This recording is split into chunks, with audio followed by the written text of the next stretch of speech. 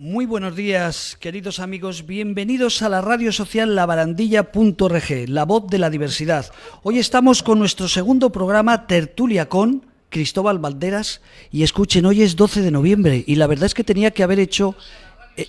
Este programa tenía que haberlo hecho el día 3 de diciembre, creo que era un día ideal, el Día Mundial de las Personas con Discapacidad, pues creo que lo tenía que haber retrasado, pero no es tan fácil poder juntar en una misma tertulia a don Jesús Ángel Celá, director general de Políticas de la Discapacidad del Gobierno. Don Jesús, muy buenos días. Buenos días, José Manuel. Como siempre, un placer compartir radio contigo y en este caso tertulia con Cristóbal. Pues fíjate, te decía, estaba pensando que en lugar de día 12 tenía que haberlo hecho el día 3, Día Mundial de las Personas con Discapacidad, porque tener al director general de la discapacidad de todos los españoles aquí en una tertulia, pues no es nada fácil. Mientras tanto, nos falta un tercer invitado que está a punto de entrar, pero mientras tanto vamos a presentar a otro protagonista que es Cristóbal Valderas. Don Cristóbal, muy buenos días. Buenos días, José Manuel, encantado de estar contigo, con vosotros. Bueno, mientras que viene el tercero que dice, es el director general de la discapacidad de la Comunidad de Madrid, Óscar Álvarez, y es que está reunido con 10 entidades de la discapacidad, o sea que seguro que nos trae cosas interesantes. Voy a leer el currículum de Jesús Ángel y no lo voy a leer todo porque no terminaría nunca. Es el director general de Políticas de la Discapacidad del Gobierno, también dirige el Real Patronato sobre Discapacidad del Ministerio de Derechos Sociales y Agenda 2030, es ingeniero de topografía, geodesia y cartografía por la Universidad Politécnica de Madrid.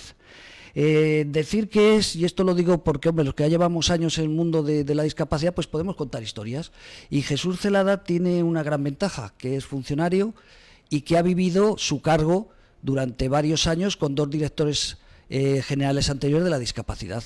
Era la persona que ayudaba tanto a Borja Fanjul, hoy presidente del Pleno del Ayuntamiento de Madrid, como a Nacho Tremiño, director general de la discapacidad en su día. Pues Jesús Celada era su persona de confianza, pero no de confianza, su funcionario que hacía pues el trabajo donde ellos no llegaban. Jesús, no sé si es así, pero lo digo para que se sepa que no ha llegado de director general de repente, no ha sido un enchufado. Pues así es, José Manuel, ya me conoces ya desde hace muchos años. Yo hace casi ya 10 años que decidí dar un giro en mi formación y en mi perfil en la administración. Trabajaba como ingeniero en el Ministerio de Fomento y hace 9 años decidí dar un giro a lo social y buscando plaza encontré una en discapacidad y tuve la suerte de coincidir con una excelente persona y un brillante director que fue Nacho Tremiño, y con él aprendí mucho en el ámbito de la discapacidad, sobre las entidades sociales, sobre pues el nuevo paradigma, ¿no?, que en España hemos conseguido en discapacidad. Y decías tú de intentar llegar a donde ellos no llegaban. Nacho llegaba a todo, ¿no?, y sigue llegando a todo. Y Borja, el que sucedió luego a Nacho, pues exactamente igual, ¿no? Otra generación, otro perfil de director distinto también a Nacho, los dos con discapacidad. Borja una generación un poco más joven, pero los dos tenían una capacidad tremenda de llegar, José Manuel, a todo, ¿no? Yo simplemente he sido testigo y he tenido la suerte de trabajar con ellos muy de cerca, aprender muchísimo, porque yo era totalmente un profano al mundo de la discapacidad. Formaba parte, fíjate, permíteme que meta esta pequeña cuña, ¿no?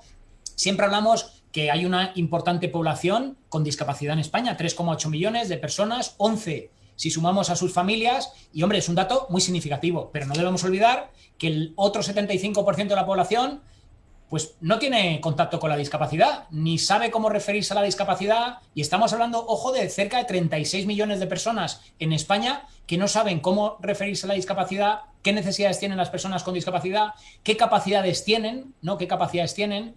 Y, en definitiva, formaba parte de ese importante colectivo que son 36 millones de personas, insisto, que no tienen contacto con la discapacidad. O sea que has visto, Cristóbal, que tienes aquí un contrincante interesante, porque luego tenemos que hablar hasta de deportes. Hoy vamos a hablar de discapacidad. Decir que Cristóbal Valderas es ingeniero de caminos, canales y puertos, luego lo tenéis ya en común, y decir que él es presidente de una de las empresas más importantes en España, de CLECE, cerca de 80.000 trabajadores, pero fíjate, Jesús, de ellos 7.000 con algún tipo de discapacidad o diversidad funcional. Ya sabes que aquí depende como queramos denominar, ¿no? Pero más de 7.000 personas en CLECE trabajan con algún tipo de discapacidad. Cristóbal, no sé, no has estado, llevas muchos años, creo recordar que desde el año 97 de consejero delegado en CLECE, no podemos decir que hayas visto muchos presidentes porque tú eres presidente, pero mi pregunta sería, cuando llevas trabajando tantos años, creando empleo para personas con discapacidad, ¿qué le dirías? Te pregunto así directamente, ¿qué le dirías al director general? Desde tu experiencia de tantos años, ¿qué le dirías si se puede mejorar, si no se puede mejorar el mundo de la empleabilidad? Vamos a hablar de discapacidad, de deportes, pero me gustaría también hablar de empleo. Entonces, Cristóbal, ¿qué le podrías preguntar a Jesús? Mira, yo primero lo que hice de Jesús contrincante, yo Jesús, por todo su currículum y ya veo su idea de la discapacidad, es un socio necesario para llevar a cabo para gestionar todo este colectivo, ¿no? Todo este enorme colectivo, ¿no? Que es de la discapacidad, ¿no? De la discapacidad. Yo empecé con la discapacidad, si te soy sincero, por obligación legal, porque hubo en un momento que en España se puso una ley, ¿no? que es, no existe en todos sitios, sino que creo que es importantísima, que es que a la empresa de más de 50 personas le obligaba a la ley y le obliga a tener un 2% de personas discapacitadas. Y entonces, nosotros que somos legales por los cuatro costados, pues empezamos a contratar personas con discapacidad para cumplir el 2%, ¿no? La segunda fase, cuando estábamos en el grupo Dragados o luego en el grupo ACS, nos dijeron, oye, nosotros no podemos cumplir con el 2% de discapacidad y no podemos hacer las medidas compensatorias que marca la ley, hacer vosotros cargo del 2% de nuestros miles de empleados, ¿no? Y entonces pues ya del 2% pasamos al 5%, pasamos allá, yo creo que estamos en el 11 o 12% de colectivos desfavorecidos y tenemos 7.000 personas con discapacidad. O sea que las leyes, aparte que están para cumplirlas, hay que reconocer que hacen su labor de integración y su buena labor a lo largo de la historia, ¿no? Otra cosa que yo valoro muy positivamente en la discapacidad en cuanto a los distintos gobiernos, a las distintas legislaciones, es el tema de las bonificaciones, que tampoco existen en la mayoría de los países, ¿no? Una bonificación a las empresas para integrar trabajadores con diversidad funcional, yo creo que es un éxito extraordinario, que ya quisieran todos los países disfrutar de esa ley, ¿no? Y luego ya sería la guinda, que lo haremos hoy, que le expliquemos a todos los oyentes y videntes cómo se desarrolla esa bonificación, quién es el beneficiario final. Esa es mi historia con la discapacidad a grandes rasgos. Jesús, CLECE y muchas otras empresas que cumplen con la normativa, crean incluso por encima del tanto por ciento que les correspondería. Si hay alguna empresa que trata de sortear estos trámites legales, ¿qué le dirías? ¿Cómo le podrías convencer como director general para que hiciera como CLECE o como otras entidades, otras empresas? Bueno, lo primero que le diría y que intentaría convencerle, evidentemente, y permíteme la expresión, sería con mano dura, ¿no? Y más hablando desde la propia administración. Y aquí hago una reivindicación a mis compañeros del ministerio responsable de la inspección en materia de empleo, que se ejerciten esos controles que son tan necesarios para cumplir con la ley, ¿no? Yo me consta, he tenido algunas reuniones de vez en cuando con el Ministerio de Empleo para intentar captar información y obtener datos de cuántas empresas en España incumplen, qué se está haciendo, qué no. Y he de decir que a veces que no me he encontrado todo lo que me gustaría, ¿no? Y yo creo que aquí, desde la administración, tenemos que ser algo más estrictos con eso, ¿no? Es verdad lo que apunta Cristóbal, toda la razón. Hay una ley muy importante y que afortunadamente ha sido el motor, ¿no? del empleo en personas con discapacidad. Pero claro, también tenemos que garantizar que esa ley se cumpla, ¿no? Y ejemplos como el de CLECE pues nos tienen que servir para que otras entidades que no lo hacen pues se miren en ellas y se convenzan de que hay que hacerlo, ¿no? Pero insisto, la primera medida yo creo que sería un poco el endurecimiento del control y del castigo en el caso del incumplimiento, que eso es fundamental. El sentirse las empresas privadas, el sector privado, y ojo que también el público tiene que cumplir esas cuotas y también tenemos que dar ejemplo con ello, ¿no? Pero sentirse perseguido y castigado en el caso de que se incumpla. Y luego la segunda, que sería una más emocional, más sensitiva, por así decirlo, sería el poner de ejemplo a grandes instituciones privadas que lo están haciendo, como es el caso de CLECE, ¿no? Porque además, fíjate, José Manuel, hay un estudio muy interesante que se publicó hace un par de años, la Fundación 11 en colaboración con un instituto de negocios muy prestigioso, y que se confirmaba un apriorismo que todos tenemos en la cabeza, pero que no estaba hasta entonces confirmado, ¿no? Y es que aquellas empresas que tienen una responsabilidad social con las personas con discapacidad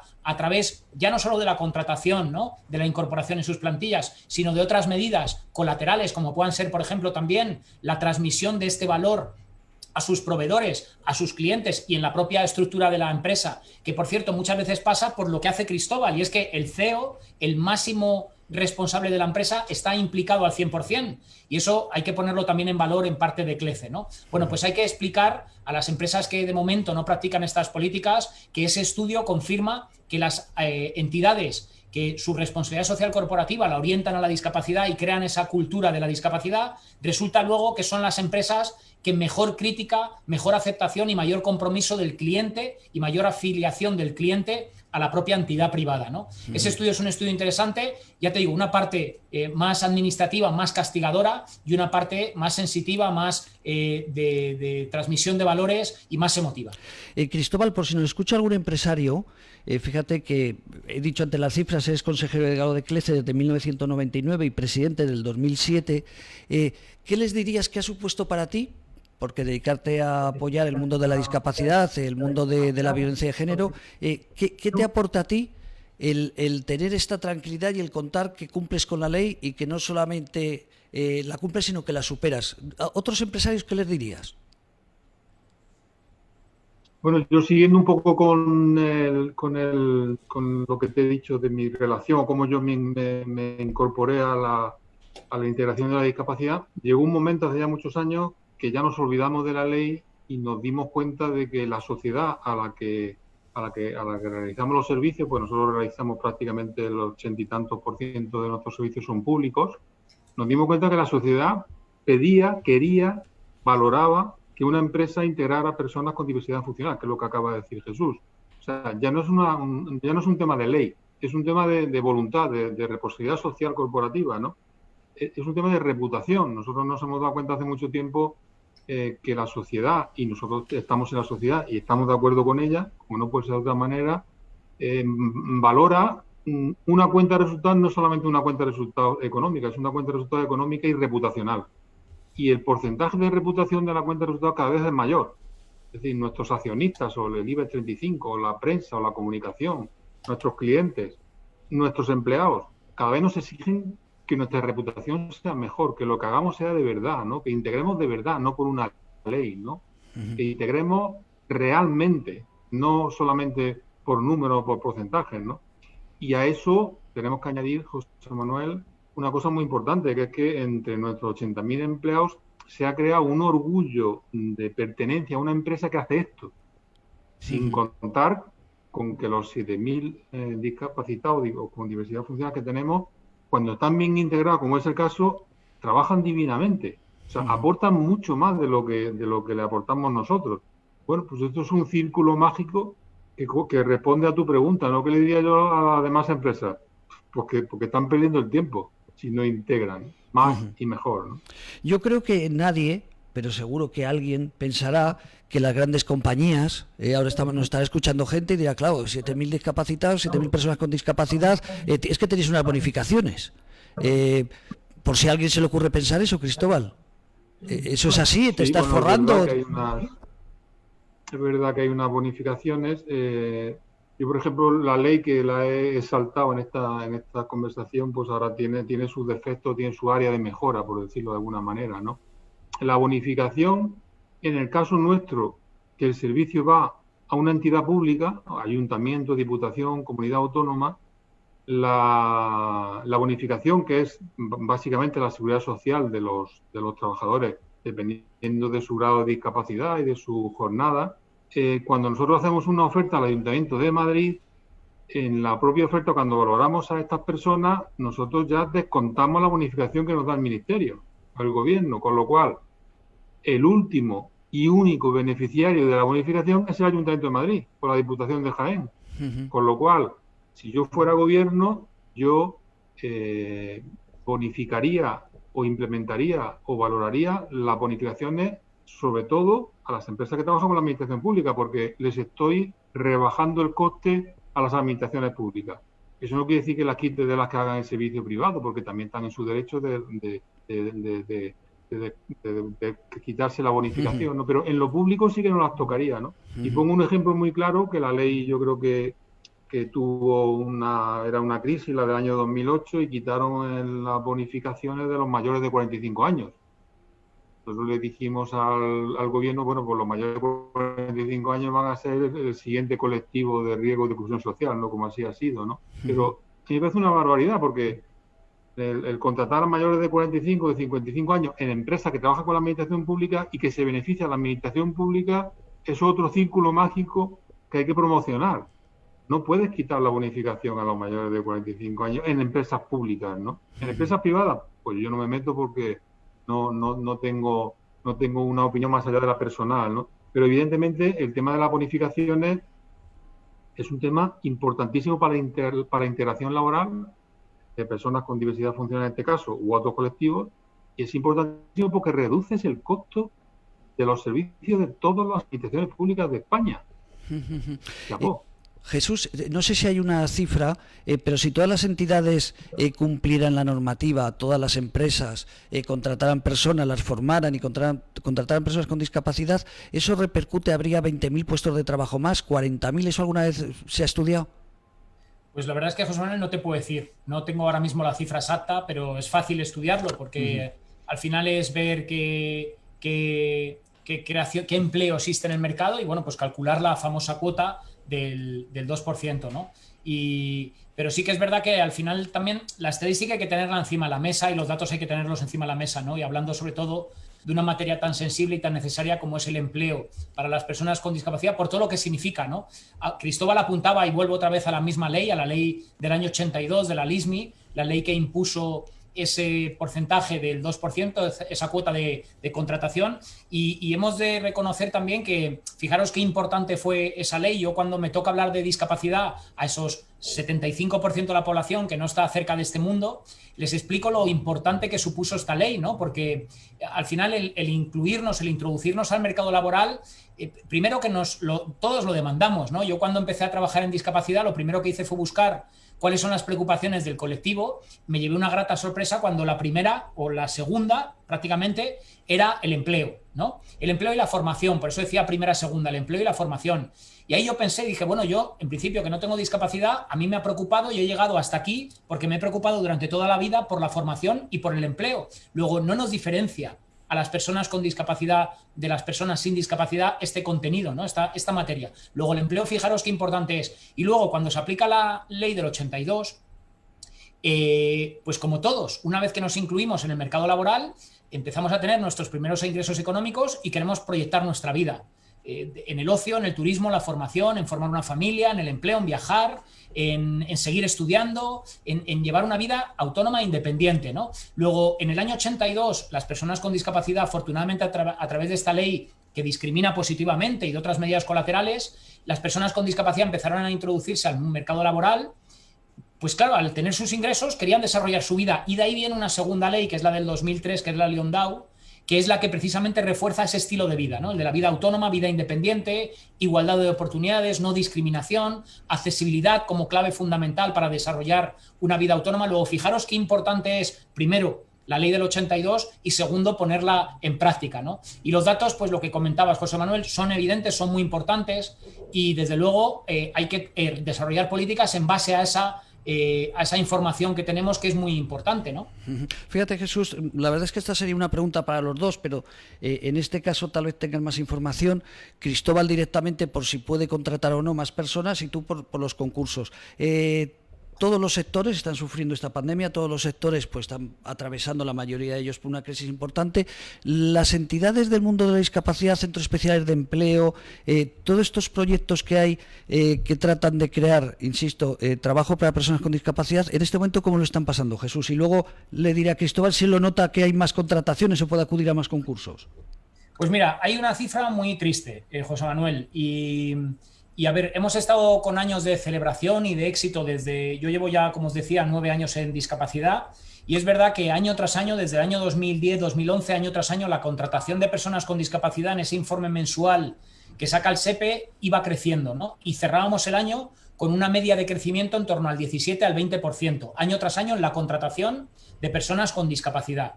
Y lo celebrábamos porque en un contexto de destrucción de empleo y de aumento de la población parada, pues resultaba que hemos estado viendo cómo la discapacidad sucedía todo lo contrario. En el año 2010, en el 11, en el 12, sucesivos años, la contratación de personas con discapacidad, tanto en centro especial de empleo como en el empleo ordinario, y así vienen recogidos en los informes mensuales del SEPE y en su correspondiente informe anual, crecía, y hemos estado contentísimos, celebrándolo y orgullosos de que esto pasara. Ahora bien, ha venido la crisis, ha venido la pandemia, hemos estado unos meses confinados, seguimos todavía con este problema encima de la mesa, y resulta que la contratación ha descendido. Y lamentablemente estamos ahora mismo en cifras de contratación de hace 6 años. Los primeros 8 meses del año, hasta el mes de agosto, que fue la última revisión que hice de estos datos, a primeros de septiembre, la contratación se había reducido un 30%, la de este año en comparación con la del pasado. Esa reducción del 30%, insisto, nos sitúa otra vez en valores del 2014. Podríamos decir que la pandemia, la crisis, el COVID, nos ha hecho retroceder 6 años en contratación de personas con discapacidad. Veremos ahora cómo se recupera el mercado. También pone manifiesto otra cosa, y es lo triste y lo crítico, y lo que tenemos que analizar, ¿no? Y construir esos empleos de otra manera. Porque al final sí hemos celebrado con éxito un aumento año tras año de la contratación, pero resulta que era un empleo poco estable, un empleo en el que ha venido una crisis como la de ahora y se los ha llevado por delante. Y precisamente quienes más lo han padecido y sufrido, insisto, son las personas con discapacidad. Cristóbal, Yo creo que Cristóbal tendrá más datos, me figuro que tendrá más datos que aportarnos. Fíjate, yo me imagino que, hombre, con 80.000 empleados es difícil que sepas todas las áreas, ¿no? Pero lo que estaba comentando Jesús, eso también pasa en CLECE. Estás viendo que hay que perdéis empleo, que perdéis oportunidades de trabajo, que dejéis de crear trabajo para personas con discapacidad. ¿Cómo lo recuerdas estos meses? Sí, bueno, concretamente esta semana hemos tenido varias reuniones analizando nuestra política social y concretamente la de la discapacidad, ¿no? Y efectivamente hemos hablado de una asíntota, nosotros hemos detectado una asíntota, es decir, que nos gustaría contratar más discapacitados de los que hemos sido capaces, ¿no? Entonces hay varias causas que estamos analizando, algunas son claras, ¿no? Evidentemente la pandemia, ¿qué ha producido?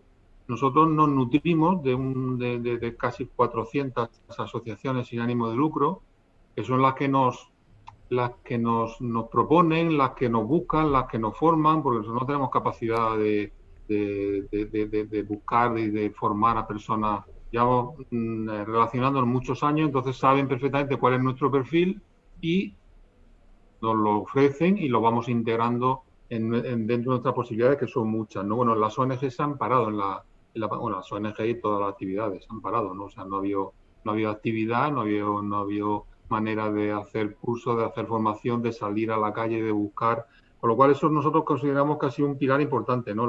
El no suministro de personas con discapacidad por parte de las ONG, ¿no? Y luego hemos analizado geográficamente, hemos dicho, pero bueno, ¿esto cómo puede ser? Y para mí es una sorpresa, ¿no?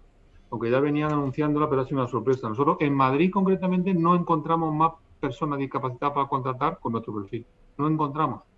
En el resto de España sí que hay, pero hay menos trabajo. Hay mucha gente en pueblos pequeños o en pueblos medianos que ahí tenemos menos posibilidades de dar trabajo porque no tenemos servicio. Y en Madrid, que sí que tenemos posibilidad, pues hay una competencia, me dicen, feroz, lo cual es una buena noticia, para los discapacitados contratarlos. Entonces, bueno, pues eso es de esta semana, ¿no? De estos datos Sí. de post-pandemia o de interpandemia entre primera y segunda ola, ¿no? Voy a hablar, lo digo para confirmar un poco, porque muchos oyentes a lo mejor incluso dudan, ¿no?, de esto que acaba de decir el presidente CLECE. Hay una entidad que creo que los dos conocéis, que es Asispa, otra entidad dedicada también al tema de atención a personas mayores, y recuerdo que ellos dicen exactamente, Cristóbal, lo mismo que estás diciendo tú. Jesús, creo que también conoces Asispa, Cristóbal se lleva fenomenal con esta entidad, y ellos en alguna reunión, cuando se celebran, que este año no se ha podido celebrar, aquí en Madrid, la Feria de Empleo y Discapacidad, recuerdo que comentan que es difícil. Fíjate, algo, ¿verdad, Jesús?, que suena extraño. Desde fuera dices, o sea, no hablo de CLEC, hablo de otra gran entidad que dice lo mismo. Dice, oye, a veces nos vemos con dificultades para crear puestos de empleo, probablemente para jardineros, no tengo nada en contra de los jardineros, o para otras tareas más fáciles puede resultar no tan complicado, pero insisto que lo que acaba de decir Cristóbal, se lo he escuchado a otra gran empresa comentar esto. Jesús, ¿tú qué opinas? ¿Qué sensación esto te sorprende? Pues que también tenemos esa cifra y ese dato encima de la mesa, José Manuel, y desde luego pues esto nos exige un poco revisar, ¿no? Revisar lo que antes comentaba también, ya no solo el empleo, la formación, ¿no? La formación de las personas con discapacidad, motivar también a que las personas con discapacidad pues se decidan incorporarse al mercado laboral. Hay 1,8 millones de personas con discapacidad en edad laboral, entre 16 y 64 años, ¿no? Con lo cual ahí hay un capital humano que no podemos desperdiciar y que hay que motivarle e incentivarle. Es decir, hacer compatibles también las pensiones con el empleo, que es otra de las medidas que también en su momento se llevó a cabo para motivar, ¿no? A que las personas con discapacidad no se queden en casa y tomen la voluntad, tengan la voluntad de decidir trabajar y de decidir al final pues llevar una vida totalmente inclusiva, ¿no? Y en este sentido queda por recorrer, queda también, como decía antes, analizar la parte de la formación de las personas con discapacidad. Cada vez va habiendo también más personal cualificado con titulación universitaria. Desde el Real Patronato precisamente hemos puesto en marcha este año unas subvenciones, unas becas orientadas al estudio en el ámbito universitario para fomentar el mayor grado de titulación entre las personas con discapacidad y tener también un mercado laboral de personas, una bolsa de empleo de personas con discapacidad cualificada. Ya la hay, pero hay que incrementarla, ¿no? En definitiva, son muchos frentes, son las familias, son las personas, son las entidades, es la sociedad civil, es las entidades privadas y, por supuesto, somos las administraciones las que tenemos que trabajar para motivar e impulsar el empleo. Ajá. Oye, vamos a darle una vuelta, luego volvemos a lo mismo, pero vamos a buscar una curiosidad. Siempre los invitados me gusta buscar curiosidades de ellos. Y he visto algo que tenéis en común. Lo comentamos en otro programa, pero tenéis algo en común. El grupo CLECE, Cristóbal Baderas, le encanta correr y le encanta participar y apoyar. Lo ha hecho con Dedines, lo ha hecho con entidades también, con el teléfono contra el suicidio, en carreras populares. Tú eres todo un pedazo de presidente de una entidad que os dediquéis a fomentar el deporte y sobre todo lo que me llama la atención es que es campeón del mundo con un ciego. ¿En qué? Cristóbal, te va a sorprender, está hecho un pedazo de deportista este hombre, por eso digo, voy a buscar algo en común, a ver qué tenéis en común, y una de ellas es el deporte. A ver, ¿campeón del mundo de qué con un ciego? ¿Qué ibas detrás de él? ¿Le guiabas de perro guía? ¿Qué hacías? A ver, ya el hecho de ponerte unas zapatillas y vestirte de deportista como hace Cristóbal ya es un meritazo, ¿eh? O sea que da igual que seas campeón del mundo a que corras una carrera popular. Yo mi respeto, porque llevo muchos años en esto del deporte y del atletismo, y ya meterte en una carrera y animarte a salir a dar zancadas y más por una causa social, desde luego mérito tenemos todos, los que tenemos la suerte a veces llegar a lo más alto del podio y los que llegamos los últimos, que también he tenido mis fracasos como todos, y de hecho son de los que más aprende porque no siempre ganas. Siempre digo que hay una relación muy estrecha entre la discapacidad y el deporte. Y es que en el deporte aprendes, yo he entrenado muchas horas, muchas competiciones, muchos campeonatos y muchos años, y he ganado el 0,0009% de las veces, ¿no? Con lo cual aprendes de esa derrota entre comillas, por supuesto, pero aprendes de la derrota, ¿no? Aprendes de caerte, aprendes de que no siempre tienes la oportunidad de estar adelante, y bueno, pues el deporte y la discapacidad muy unidos. Bueno, la práctica deportiva que yo hago, que Cristóbal, bueno, la conocerá, y es, yo hago triatlón, aparte del atletismo hago triatlón.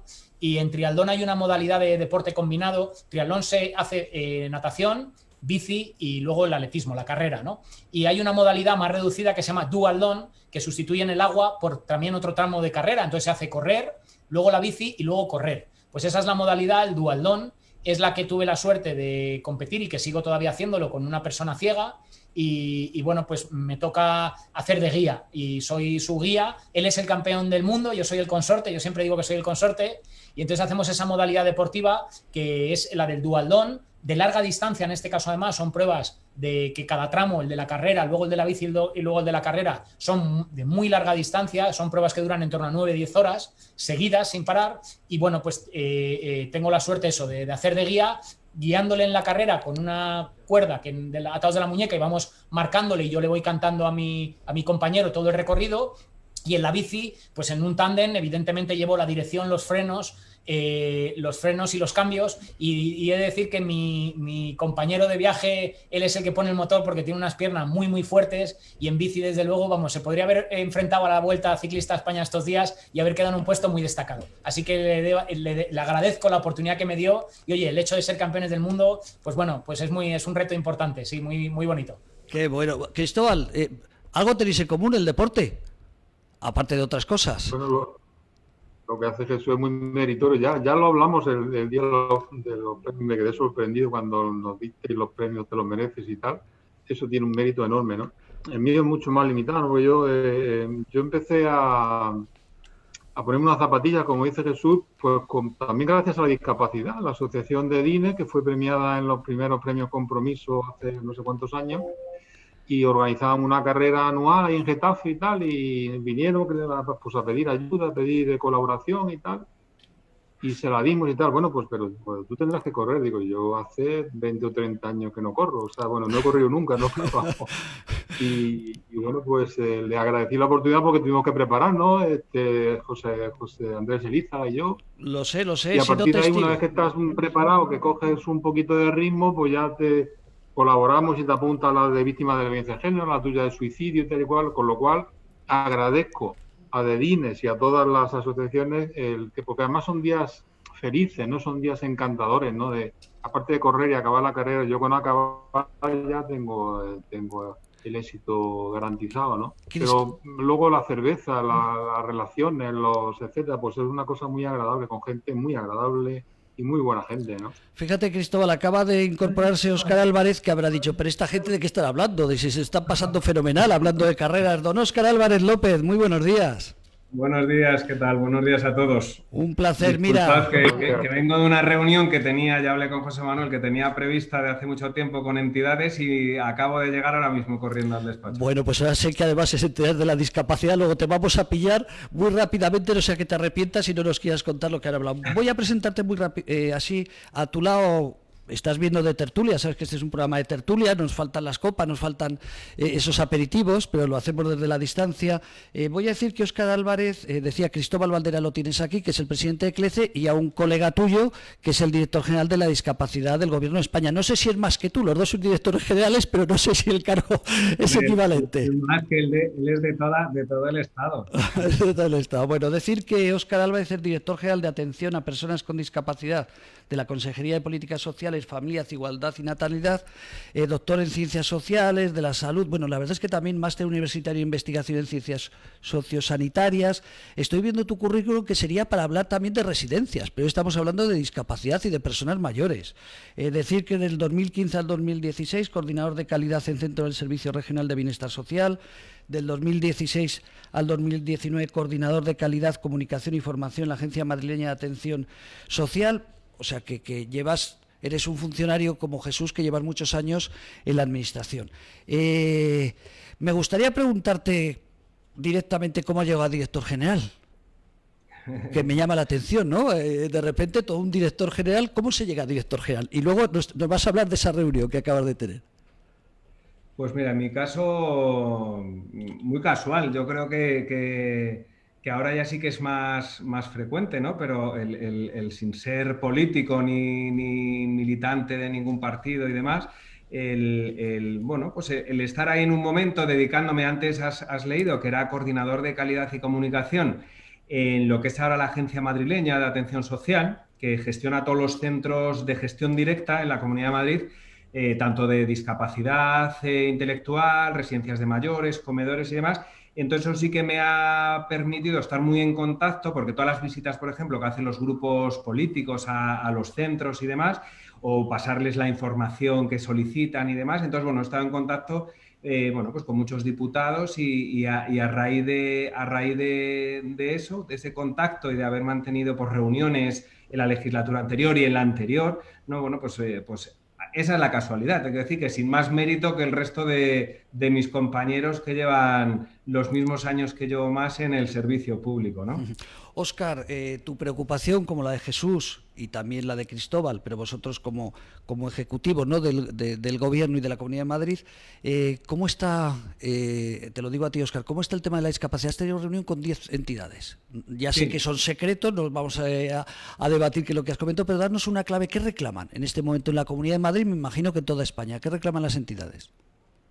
Pues yo creo que las entidades, o sea, el año tan duro que estamos viviendo todos, ¿no? Pues las entidades en este caso que están gestionando gran parte de los recursos y de los centros, pues se ven con un impacto tremendo. Primero en lo que les está suponiendo en costes, imaginaros, ¿no? Hacer frente a todo lo que se ha generado en equipos de protección, en cubrir personal y demás, ¿no? Toda la atención que me están diciendo ahora, todo lo que requieren a su vez todas las personas, las miles de personas a las que atienden, que a su vez esto ha generado pues, situaciones de más estrés, de cuando han estado cerrados sobre todo los centros de atención diurna, bueno, pues de claudicaciones familiares y demás. Entonces, bueno, pues por un lado, la necesidad de dotarles de recursos para hacer frente a esta situación tan tremenda. Supongo que ya lo habréis hecho, pero detrás de todo eso que al final parece que son números o grandes cifras, hay miles de profesionales en este sector tan esencial, ¿no? Y bueno, vaya por delante el reconocimiento, como no puede ser de otra forma, al esfuerzo que se ha hecho tan tremendo en los centros, fundamentalmente en la primera ola, pero que se sigue haciendo, y en el ámbito de la discapacidad lo vemos concretamente, ¿no? Que es verdad que la incidencia ahora mismo es mucho más reducida y eso obedece en muchos casos a profesionales que han puesto todo su empeño en que se siga atendiendo, sobre todo los centros residenciales por la carga, pero también en los centros diurnos y otros servicios, ¿no? A que todas las personas que tienen cualquier necesidad de apoyo sigan teniendo esos apoyos necesarios y no pierdan ninguna posibilidad, que nadie se quede atrás al final en esta crisis, que es de lo que se trata, ¿no? Y después ya hemos tratado, bueno, pues otras cuestiones. Hoy era más de la parte de discapacidad física, que ha venido la Federación y muchas asociaciones también de atención temprana, y bueno, ya temas más específicos del día a día, ¿no? De la gestión de sus propios centros, de los acuerdos marcos, de los contratos y demás. Pero vamos, muy movido ahora mismo por la necesidad, ya os digo, imperiosa que vemos todos, lógicamente, de hacer frente a todos los sobrecostes que ha generado esta situación en todos los ámbitos de la gestión de un recurso público, ¿no? Jesús, ¿qué le dices a tu colega de la Comunidad de Madrid? Pues primero saludarle personalmente, que no había tenido la oportunidad y precisamente ayer me pasaron su contacto y quería contactar con él personalmente, así que mira qué buen momento para hacerlo, ¿no? Felicitar a Óscar, pues porque desde luego tiene por delante una tarea muy bonita y me siento muy identificado con él porque por lo que ha explicado. Es decir, yo, como tú decías antes, he estado con 3 partidos políticos distintos, con mis jefes que han procedido de 3 colores distintos y sin afiliación política ni tampoco mi único compromiso es con la sociedad, como quizá los que decidimos dedicarnos al empleo público, pues mira dónde hemos llegado, ¿no? Así que me siento muy identificado con Óscar y con todo lo que ha dicho, así que mis felicitaciones, mi colaboración, y decirle además que, bueno, a mí me toca ejercer las políticas a nivel estatal, pero para mí las más bonitas, las más ejecutivas, las más prácticas, las más cercanas al ciudadano son las de las comunidades y las de los ayuntamientos, ¿no? La nuestra tiene esa parte que es más normativa. Ahora, precisamente, con la famosa sentencia del 2017 ya se terminó por confirmar que la acción social, el trabajo social, la cercanía a las personas con discapacidad realmente se tiene que hacer desde las políticas de las comunidades autónomas, con lo cual le envidio en ese caso por tener a su alcance pues el materializar y el hacer realidad pues un tema tan bonito como es el de los derechos sociales de las personas con discapacidad, ¿no? Desearle mucha suerte y por supuesto estar a su disposición, como no podía ser menos. Sabe Óscar que vamos a convocar, fijaros también, y os cuento una anécdota, que el otro día, bueno, pues una persona muy influyente y muy importante aquí en España me decía, pero esto no existía antes. Bueno, pues no existía una mesa territorial de la discapacidad. parece mentira que con esta vertebración territorial del Estado, con una pandemia como la que hemos vivido, que es necesario tener una mayor conexión entre el Estado y las comunidades autónomas y coordinarlo y trabajar y hablar y sentarnos y negociar y bueno, pues llegar a acuerdos, aunque tardemos horas, pero llegar a acuerdos, pues parece mentira que en discapacidad no tuviéramos una mesa territorial de la discapacidad. Bueno, pues afortunadamente la Secretaría de Estado me ha dado luz verde a convocar esa mesa y confiemos en que el 3 de diciembre, Óscar, nos podamos ver, aunque sea de manera virtual, con los 17 directores, directoras de las comunidades autónomas, más los 2 de las ciudades autónomas, y junto conmigo, con el director de toda España, intentar pues ver y poner en común políticas de discapacidad en distintos ámbitos, ¿no? Que son muy importantes. Hablamos del empleo. El empleo es muy importante que Estado y comunidades autónomas estemos coordinados, pero nos pasa también con el 112 accesible, la accesibilidad al teléfono 112 que no la es y que lo estamos intentando vertebrar desde el Estado. Nos pasa con el ámbito de la educación, con las valoraciones, con las propias subvenciones que estamos compartiendo, el IRPF y en un futuro también el de sociedades. Luego parecía evidente que tuviéramos una reunión y es sorprendente que no existiera ese espacio que, insisto, a partir del 3 de diciembre esperemos que sea un éxito y tengamos una periodicidad en las reuniones para podernos ver. Óscar, creo que he comentado, Cristóbal está aquí, es el presidente de CLECE, 80.000 trabajadores, te sirva un poco como referencia, 7.000 de ellos con algún tipo de discapacidad. Cristóbal, lo que acaba de comentar Jesús es importante. Creo que para mí me encanta que en este programa sepamos estas novedades, pero Cristóbal, tú como director general que se acaba de incorporar a la tertulia aquí de la Comunidad de Madrid, ¿qué le preguntarías a Óscar o qué le dirías a Óscar para que piensen las grandes entidades que apostéis por la creación de empleo? Tal vez lo hemos repetido antes, pero me gustaría que Óscar también te pudiera responder. Bien, es muy sencillo. Yo creo que para las grandes empresas y para las pequeñas y para las medianas, ¿no? Hoy día las administraciones públicas se han alejado muchísimo de las empresas y no cuentan con nosotros para nada. Cualquier mesa que se haga, no solamente no cuentan para nada en la elaboración de pliegos, de estrategias, sino que nos cuesta una barbaridad ponernos en contacto con ellas para solucionar problemas de diario, ¿no? Yo con la Comunidad de Madrid, con nuestro amigo Javier Luengo, ¿no? Llevo un mes hablando tal y cual de los concursos de la residencia Reina Sofía de Alzheimer, ¿no? Que es un estandarte en España, en el mundo, ¿no?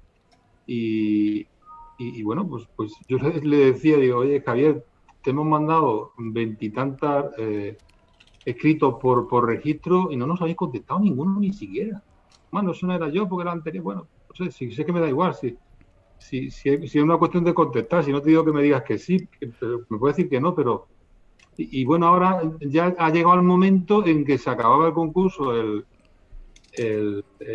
31 de octubre y no habían sacado el pliego. Y yo no quería seguir, no quería más prórroga forzosa. Nos hemos llegado a un acuerdo el 31 de octubre por la tarde, noche. Óscar dice, yo acabo de llegar, fíjate, Cristóbal. Óscar está así con la mano, no lo veo, pero dice, yo acabo de llegar. Claro, no, eso me decía Javier, ¿no? Bueno, yo te lo cuento, me has preguntado tú. Sí, por favor.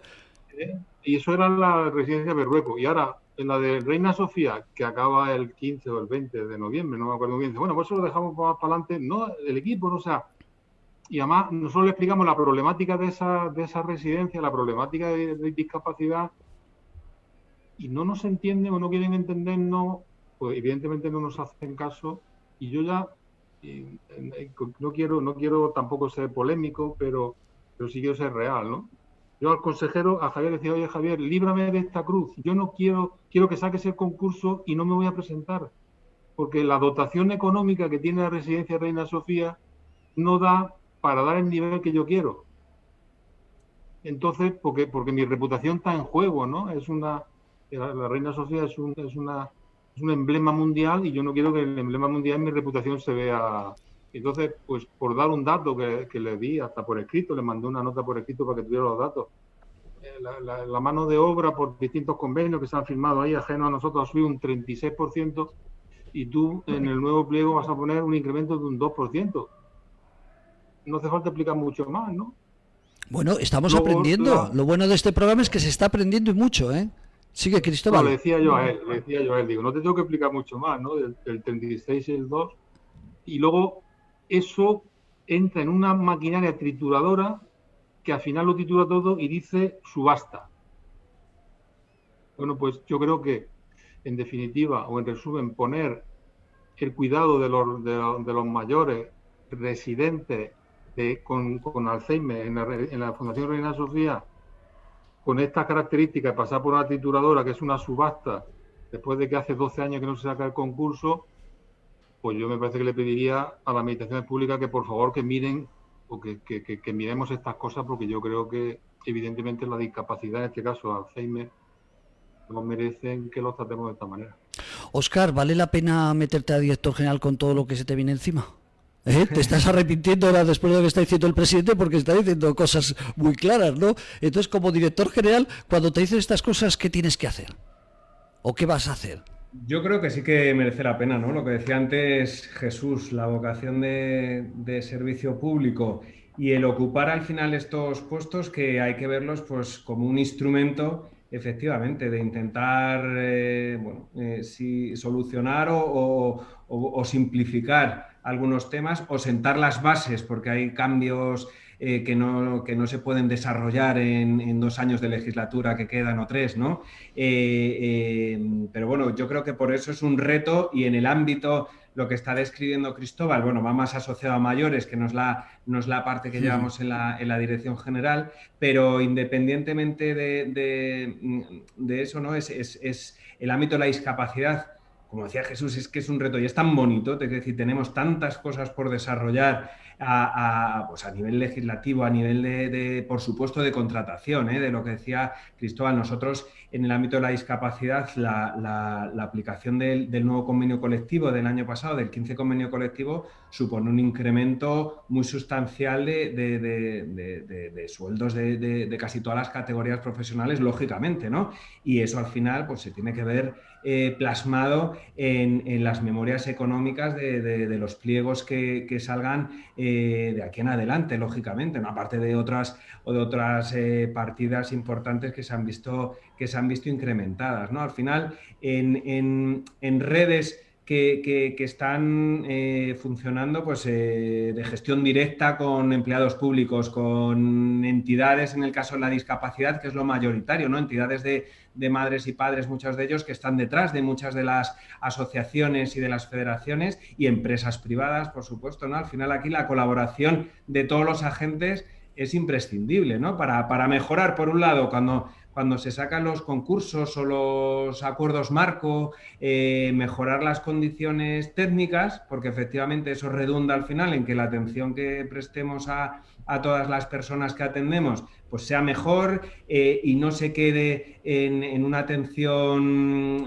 pues estrictamente asistencialista, ¿no? Que vayamos incorporando nuevos modelos, nuevas prestaciones, y a su vez que se reconozca, lógicamente, bueno, pues el coste que supone llevarla a cabo para que se preste con calidad, ¿no? Óscar, fíjate, un compañero tuyo, bueno, el viceconsejero de Deportes, hablando el otro día, me decía que estaba desbordado por las peticiones que había de ayudas económicas hacia las personas que practican deporte, hacia los polideportivos, porque claro, habían perdido usuarios, habían perdido incluso socios, y tenían que seguir manteniéndose. ¿Os está llegando una avalancha de peticiones de ayuda del mundo asociativo? Te pregunto, Óscar, a ti directamente también.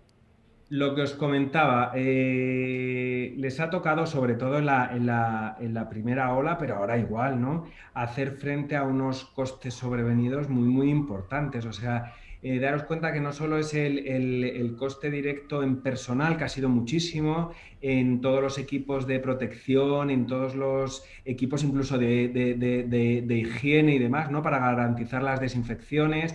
Muchas de las asociaciones han llegado a prestar servicio en los domicilios, ¿no? En todos estos dispositivos que se vieron cerrados, pues es que hay muchísimas personas con X problemas, con una discapacidad, con una necesidad de apoyos tremenda, que no ha podido ver interrumpida esa prestación. Entonces incluso han desplazado servicios a los propios domicilios, ¿no? Nosotros ahora sí que se sale con un fondo antes de diciembre, un fondo COVID, precisamente para hacer frente, bueno, a una parte de ese gasto de las entidades, por importe de 10 millones y otros 10 millones para el resto de servicios sociales, porque ya os digo que cuantificarlo es complejo porque ha sido un impacto muy importante, ¿no? Al que han hecho frente las entidades y finalmente también las empresas y la propia administración en la gestión directa, ¿no? Lógicamente. Entonces, sí que están llegando, ¿no? Y nos reunimos frecuentemente. Yo casi todas las tardes estoy reunido con entidades en este caso del tercer sector, en el mundo de la discapacidad y también con empresas que gestionan alguno de los centros propios o alguna de las plazas concertadas y bueno, es un clamor que nos trasladan, lógicamente, ¿no? Cristóbal, y luego le pregunto a Jesús, como empresario, no eres empresario, eres presidente, pero presidente de unas grandes empresas del país. Estos días se habla de crisis, no paramos de hablar de crisis, lo acabamos de comentar. Si hablamos de la hostelería, las empresas que viven de la hostelería, tú como gran ejecutivo de unas principales empresas del país, ¿tenemos que estar un poquito optimistas?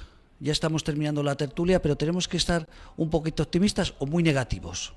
Te lo pregunto directamente como hombre que estás viendo en toda España, entidades en toda España y tratando con todas las comunidades. Cuéntanos. Y bueno, siempre hay que ser optimista, ¿no? Y también realista, ¿no? Yo siempre me haces esta pregunta y empiezas por empresario, yo te digo siempre lo mismo, yo soy empleado, ¿no? Yo soy un empleado y no soy accionista, ni tengo acción ni nada, ¿no? Lo digo con orgullo, ¿no? Que hay muchas cosas que nos acusan de que somos del IBEX 35, yo eso no sé lo que es, tengo que enterar, algún día me enteraré de lo que es el 35. Y luego la crisis, bueno, pues tenemos una pandemia mundial y nos están pasando cosas que no nos habían pasado nunca a todo el mundo, ¿no? Y estamos aprendiendo con el paso de los días, ¿no? Como ha dicho Óscar, esta segunda ola la estamos llevando mucho mejor que la primera porque hemos aprendido, porque hay EPI, porque hay test, porque hay asistencia sanitaria de momento a todo el mundo que la necesita, porque hay inmunidad, porque hay experiencia. Evidentemente están bajando o han bajado enormemente las personas que teníamos en ERTE. Nosotros llegamos a tener 10.000 y ahora no llega a 2.000 que son del aeroportuario. Se está ayudando a las empresas y a los trabajadores. A todos nos gustaría que nos ayudaran más, ¿no? Pero se está ayudando. Y yo creo que, sinceramente, creo que cuando acabe esta segunda ola, que habrá una tercera que será más pequeñita, yo diría que en el año 2001 va a haber un incremento de PIB en España brutal. 2021. 2021, yo creo que sí, porque primero porque solamente el hecho de salir a la calle y consumir en todos los niveles, ¿no? Porque ahora mismo no echamos gasolina al coche, no vamos de bares, no compramos ropa, no compramos zapatos, pero ese dinero está en los bolsillos de alguien, ¿no? Que está ansioso por gastárselo, ¿no? Como lo hacía en el año 2019, ¿no? Yo creo que eso va a pasar en el 2021, ¿no? Entonces yo diría que en lo que tenemos que tener cuidado es en gestionar lo mejor posible el dichoso virus, ¿no? Ese equilibrio, difícil equilibrio que lo están haciendo todos los políticos, los empresarios, las empresas en todo el mundo, desde Trump, ¿no? Desde Macron a Bolsonaro, la presidenta de la Comunidad de Madrid o Ada Colau, el difícil equilibrio entre la economía y la higiene, la sanidad ese es un difícil equilibrio que tenemos que equilibrarlo de la mejor manera posible, ¿no? O sea, acabar con el virus es sencillo. Si hay un confinamiento total y absoluto al 100% en tu casa, la curva desaparece. Pero ¿tenemos dinero para hacer eso a nivel de España? O en CLECE, ¿tenemos dinero para hacer eso? Es decir, nos confinamos todos y luego quién paga todo lo que viene después, ¿no? Entonces, como eso no puede ser, pues es un difícil equilibrio entre la salud y el trabajo o la economía, ¿no? Y es en donde están todos los políticos hoy apañados y donde están todos pensando, ¿no? En que han visto que tiene que haber un equilibrio y el equilibrio cada vez se está llegando con más facilidad, pero el virus no ceja, ¿no? Nos ayudará la vacuna, nos ayudará el 2021, nos ayudará que tenemos dinero en los bolsillos y sobre todo yo creo que una cosa fundamental, ¿no? Que nos ayudará la unidad, ¿no? O sea, yo cuando me has preguntado esto le decía la Comunidad de Madrid o el Gobierno de España, tenemos distancia, tenemos que unirnos. Las empresas formamos parte de la solución, no del problema, ¿no? De todo, de la residencia, de la discapacidad, de la economía, ¿no? Y no vale ponernos una diana de decir que la empresa, el IBEX 35, los beneficios, bueno, no, yo creo que tenemos que estar unidos porque todos formamos parte de la solución, cada uno a su nivel y en su porcentaje, ¿no? Entonces yo soy moderadamente optimista, sí. Qué bueno, Jesús. La última opinión será de Óscar, pero ¿qué opinas? ¿Cómo ves tú por aprender? Un director general de discapacidad tiene mucha información. ¿Optimista como Cristóbal dentro de la realidad?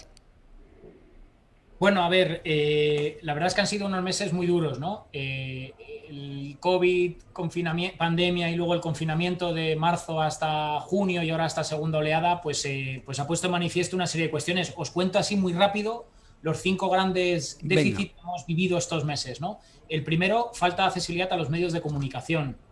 Desde el minuto 1, mucha información que se producía y que además todos y todas estábamos ahí expectantes en las televisiones y siguiendo y en las redes sociales siguiendo qué nos quería decir el Ministerio de Sanidad, qué medidas teníamos que adoptar. Resulta que hemos visto que los mensajes no están adaptados a lectura fácil. Los mensajes, las moscas de los intérpretes en lengua sí nos aparecían en pequeñito.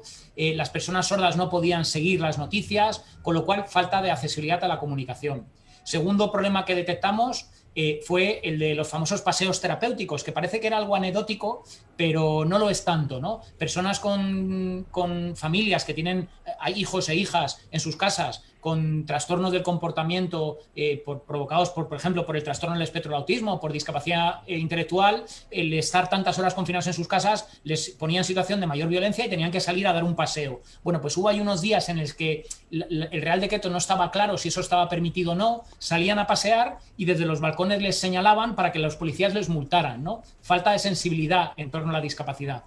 Tercera cuestión que también hemos vivido ha sido el virus afectado a las residencias. Pero a las residencias también donde viven personas con discapacidad, y Óscar lo sabe muy bien, con Pilar, con la anterior directora y con el que ahora es consejero con nuestro amigo Javier Luengo, que también lo estuve trabajando, con una, ya os digo, colaboración estrecha e íntima entre la Dirección General y la Comunidad de Madrid. Veíamos cómo en Madrid, precisamente una residencia de personas con discapacidad, se afectó mucho por el coronavirus, tanto los residentes como los profesionales, y encima los profesionales no les podían sustituir, con lo cual quedaba desatendida. Con lo cual hay que revisar el modelo residencial de atención a las personas dependientes.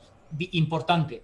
Cuarta, que tuvimos grave, muy grave, personas con discapacidad que enfermaban, iban a las UCIs y había una sociedad médica que de repente saca unas recomendaciones y dice no, las personas con discapacidad intelectual, deterioro cognitivo y personas mayores a la UCI no tienen derecho a entrar a estar asistidas, cuando precisamente es el colectivo más vulnerable, ¿no? Afortunadamente también hay una reacción rápida y el Ministerio de Sanidad sacó unas recomendaciones que tiraba por tierra esto que contravenía el artículo, creo que es recordar que es el artículo 12 de la Convención, ¿no? Y además también es verdad que venía avalado por el propio Comité Español de Bioética, que decía, oiga, ¿cómo son tan horrorosos de llegar a esta situación? Con lo cual, falta también de atención sanitaria a las personas con discapacidad. Y la última, la quinta, fue la de los servicios, ¿no? Muchos meses confinados, servicios paralizados, sobre todo de atención en rehabilitación y en terapéuticos, y personas con discapacidad han visto cómo su discapacidad se ha acentuado tantos meses estando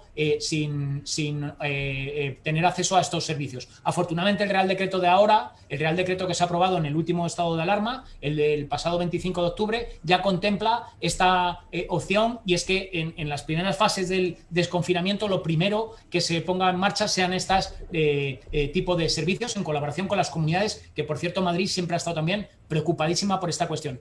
Yo en definitiva esto lo defino en una cosa, José Manuel, y es lo que me preocupa, no solo el hecho puntual. Falta una cultura de la discapacidad en España. Por mucho que hayamos trabajado, por mucho que hayamos avanzado, todavía vemos cómo los medios de comunicación no están sensibilizados con la discapacidad.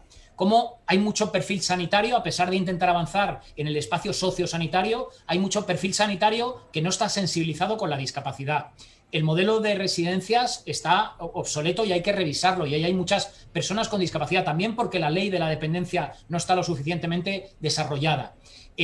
todavía la sociedad no sabe que los tipos de discapacidad, y hay jóvenes que se ponen muy violentos en determinadas circunstancias que tienen que salir a dar paseos, ¿no? Forman parte de ese 75% que antes comentaba. Y por supuesto lo de los servicios. Yo trabajaría y centraría un poco esto en lo que, insisto, la cultura de la discapacidad. Necesitamos administraciones, sector privado y asociaciones, el tejido asociativo, fomentar una mayor cultura de la discapacidad. Cultura política, convenciendo a los políticos a que lo incluyan en su ADN, ¿no? En su ADN y en sus agendas. Cultura social, convenciendo a la ciudadanía. Cultura también, por supuesto, desde la unidad. Ojo, que aquí también se ve cómo hay determinadas discapacidades dentro de la propia discapacidad que se van desmarcando y van marcando su propio territorio. Esto pone en peligro la unidad en torno a la discapacidad que hasta ahora ha estado funcionando y es operativa, ¿no?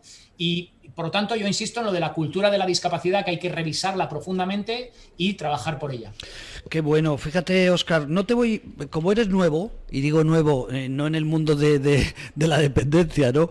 Ni en el mundo de la política, pero voy a hacerte una pregunta mucho más fácil. Creo que después de lo que ha comentado Cristóbal y ha comentado también Jesús, repito, sería injusto que te pusieras su nivel porque eres nuevo en el área de esta responsabilidad. ¿Cómo te gustaría que se te recordara? Y os voy a proponer a los tres, cuando te vayas o tengas que cambiar, me gustaría volveros a invitar a los tres y para recordar esta frase que vas a decir ahora. ¿Cómo te gustaría, Óscar, que se te recordara dentro de 10 años o 15 cuando te tengas que ir, o dentro de 2 meses? Tu paso por la Dirección General de la Discapacidad en la Comunidad de Madrid.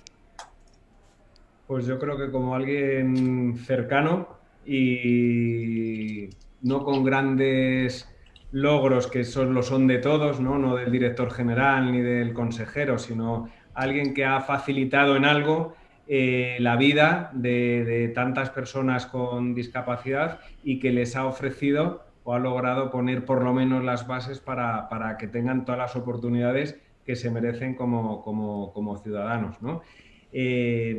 Simplemente eso, alguien, ya os digo, cercano en ese sentido y facilitador, que yo creo que es lo que somos y para lo que estamos sentados en estos puestos. Se nos va el tiempo. 1 minuto cada uno si quieres decir algo, Cristóbal. ¿Te apetece en este programa tertulia con Cristóbal Valderas, Jesús Celada y Óscar Álvarez? ¿Te ha quedado algo en el tintero? No, yo solamente, quizás como ha dicho Jesús y también Óscar han apuntado, hay que mejorar la cultura de la discapacidad. O sea, que evidentemente la pandemia ha puesto en evidencia que la discapacidad no era algo esencial, sino que el empleo era vulnerable y han tratado a la discapacidad no como algo esencial o como algo primordial o como algo importante, sino más bien en la lista, en los puestos bajos de la lista de la importancia, ¿no? Entonces, para mí eso me parece fundamental. Perfecto, bueno, pues lo dicho, espero que sea dentro de 10 años, pero me gustaría, Óscar Álvarez, que volviéramos a otra tertulia y veremos cómo se te ha recordado, espero que dentro de 10 años.